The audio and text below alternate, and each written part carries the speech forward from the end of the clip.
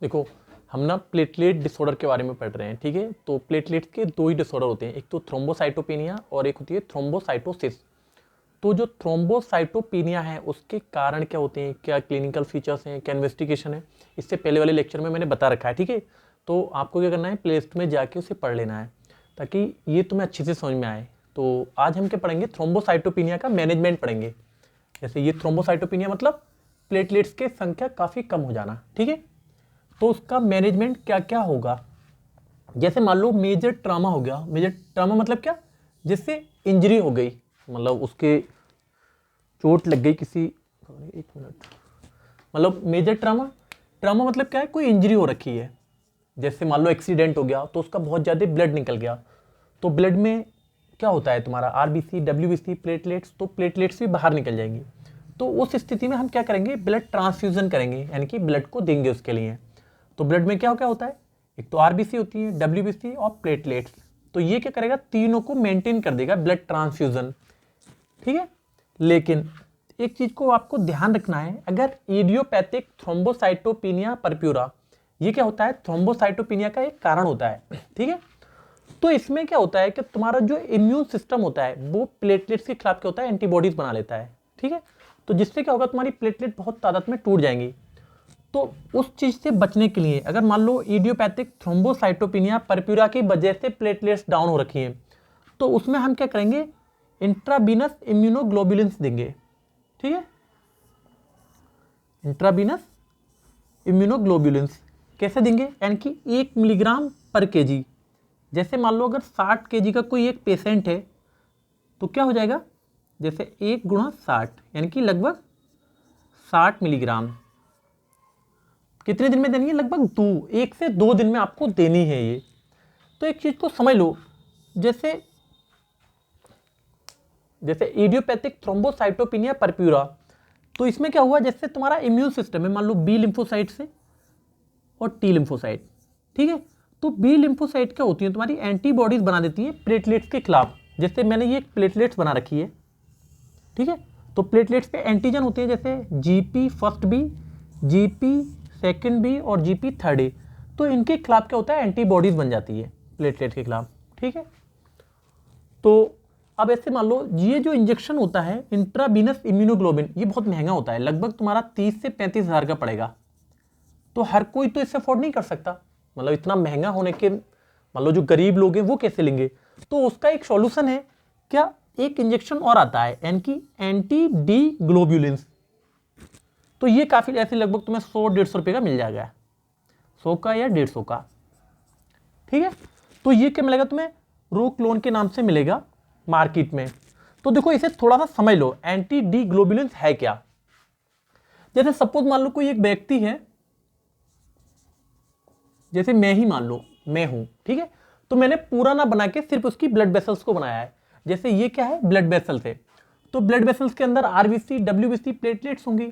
तो आरबीसी की जो सतह है, यानी कि जो सरफेस है, उस पर एक एंटीजन है कुछ लोगों पे, यानी कि ऐसा नहीं है हर किसी में हो, कुछ लोगों में क्या होता है, आरएच एंटीजन पाया जाता है। अगर आपने नीट की तैयारी की है तो आपने पढ़ा होगा एंटीजन क्या है, आरएच एंटीजन।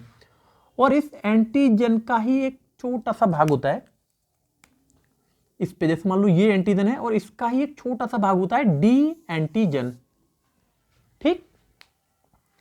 तो देखो जैसे इडियोपैथिक थ्रोम्बोसाइटोपेनिया परप्यूरा में क्या होता है, जैसे तुम्हारी जो इम्यून सिस्टम से, जैसे बी लिम्फोसाइट से, तो ये क्या करेगा, एंटीबॉडीज बना देता है, किसके खिलाफ, प्लेटलेट्स के खिलाफ।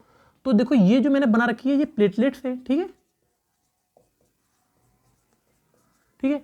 और ये जो ये वाला भाग जो बना रखा है मैंने, ये है एंटीबॉडीज।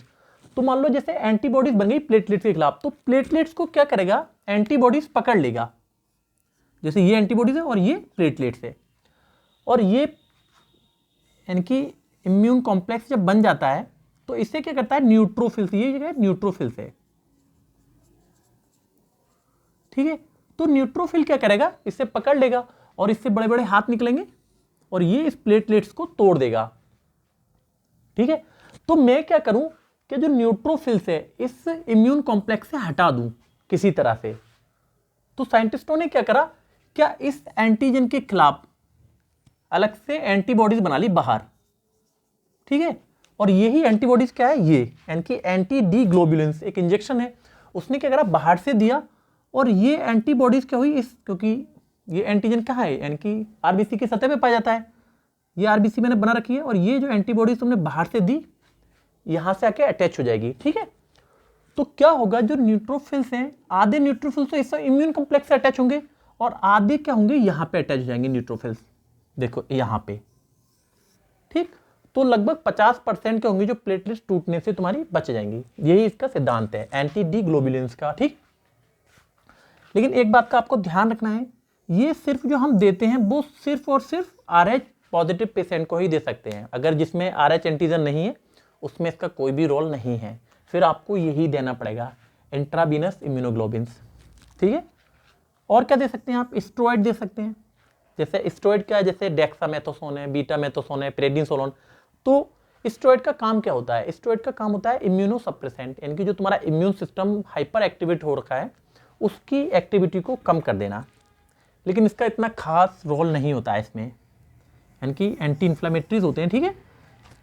तो डोज कितनी होती है, लगभग 1 से 2 मिलीग्राम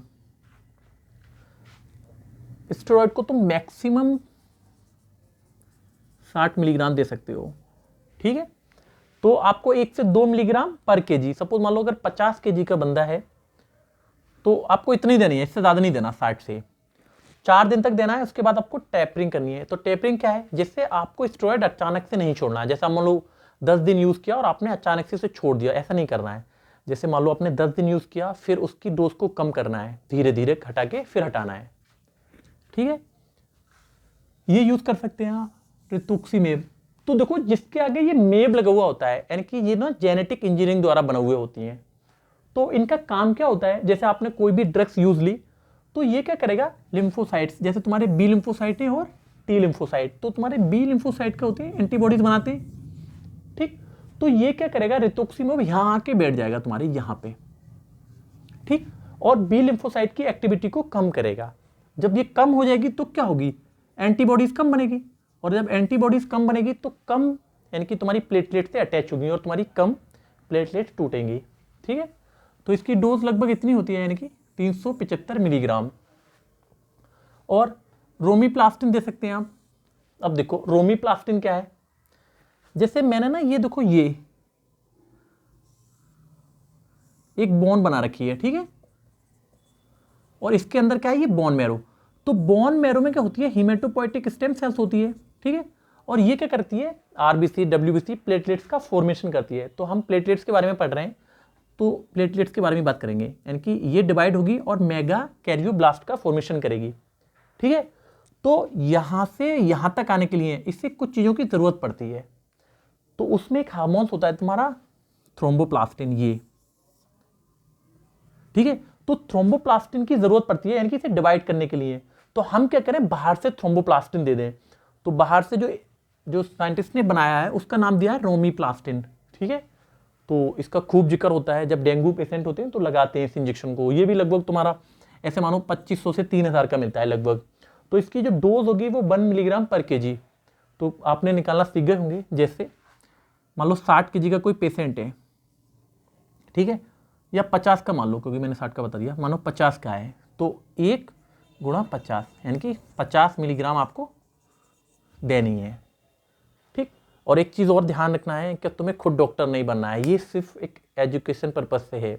ऐसे नहीं आपने पढ़ा और धड़ाधड़ पेलना शुरू कर दी ड्रग्स, क्योंकि बहुत ज़्यादा साइड इफेक्ट होते हैं ड्रग्स के। जैसे मान लो अगर आपने यही ड्रग्स यूज़ की, ये एंटी डी ग्लोबुलिन्स, ठीक है, तो ये तुम्हारी क्या होगी, आरबीसी से अटैच होगी, और आरबीसी से अटैच होकर आरबीसी को बहुत संख्या में तोड़ती है। तो या फिर आपने स्टेरॉइड यूज़ कर लिया मान लो, तो स्टेरॉइड को भी बहुत ज़्यादा साइड इफेक्ट होते हैं। तो आपको कोई भी ड्रग्स अपने आप यूज़ नहीं करनी है, ठीक है, डॉक्टर की सलाह के ही, जैसे डॉक्टर ने सलाह की तभी आपको यूज़ करना है, या अंडर काम करके, ठीक है। तो आज हमारा थ्रोम्बोसाइटोपेनिया कंप्लीट हो गया। अब हम थ्रोम्बोसाइटोसिस पढ़ेंगे कल या परसों, ठीक है। तो यार देखो वीडियो को यार लाइक कर दिया करें और कमेंट कर दिया करें, ताकि क्या पढ़ना है आपको क्या नहीं पढ़ना, ठीक है। Thank you.